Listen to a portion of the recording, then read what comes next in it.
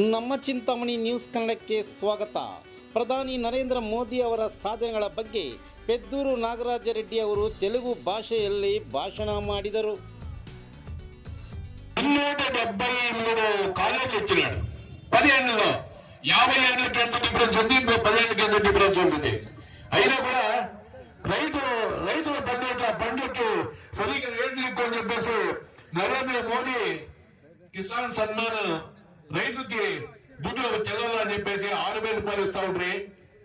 ఎడియూరప్ప వచ్చే దాని జతకి 4,000 ఇచ్చి 10,000 మనకు వస్తా ఉండే. ఈ రైతు కోసం మేలు చేసేట్ల కాంగ్రెస్ వాళ్ళు 4,000 నిలిపాయి అధికారం వస్తానే.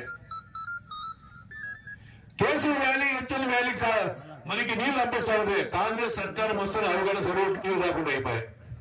దాని డబ్బులు ఎంత ఖర్చు ఉంటాయి. రైతుకి వీళ్ళు ఏం మేలు చేస్తా ఉన్నది. ఎత్తులు కూడా వచ్చి 15 ఏళ్ళు అయితే ఉంది. 15 ఏళ్ళ ఇంకా ఇప్పటికీ మన దగ్గరికి రాలా.